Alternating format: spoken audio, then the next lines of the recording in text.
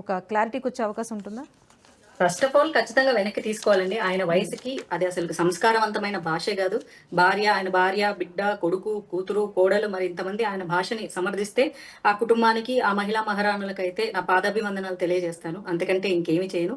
ఆయనకి చెప్పే ధైర్యం ఏమీ లేదు అంటే ఆ ఆడవాళ్ళు చేతగాని చెమ్మచెక్కల కింద నేను కన్సిడర్ చేస్తాను. ఎందుకంటే ఒక పురుష అహంకారం కింద ఏ స్వేచ్ఛా స్వతంత్రాలు ఆడవాళ్ళకు ఉండకూడదని ఆయన ముందు రోజు స్పీచ్ ఇచ్చారో ఆ స్వేచ్ఛా స్వతంత్రాలు లేకుండా మరి ఆ ఇంట్లో వాళ్ళు బతుకుతూ ఆయన వ్యాఖ్యల్ని సమర్థిస్తే ఒక రకం, సమర్థిస్తే వాళ్ళు వేరే కేటగిరీ, సమర్థించకపోతే చేతకాకుండా బ్రతికి ఉన్నారని మరి ఆయన మాటలు వెనక్కి తీసుకుంటే అంతో ఎంతో కాస్త మనిషి పుట్టినందుకు అంటే ఒక హ్యూమన్ బీయింగ్ గా అలాంటి మాటలు మాట్లాడుకున్న ఒక మాట అయినా ఒక దానమైనా ఇస్తే మనం తీసుకుంటేనే అవి మనవి. అవి మాటలైనా సరే ఆయన త్రో చేశాడు నా మీద మాటలు, నేను ఆ మాటల్ని నేను రిసీవ్ చేసుకోవట్లేదు. రిసీవ్ చేసుకొని ఇక్కడ నా మనసుకు తీసుకొని నా మెదడుకు తీసుకుంటేనే అవి నా లోపలికి వెళ్ళిపోయినట్లు.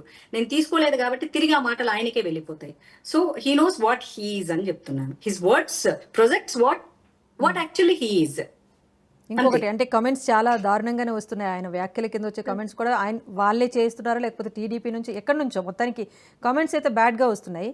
ఒకటి ఇలాంటి కామెంట్స్ కూడా ఫేస్ చేయాల్సి ఉంటుంది, వాటిని కూడా తట్టుకోవాల్సి ఉంటుంది, నిలబడాల్సి ఉంటుంది. మాధవీలత ఈ టైంలో మోరల్గా చాలా స్ట్రాంగ్గా ఉండాల్సిన టైం. ఐఎమ్ స్ట్రాంగ్ అండి.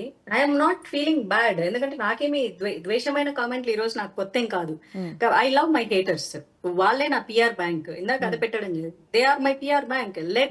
Let them bark. అదే ఈ కామెంట్స్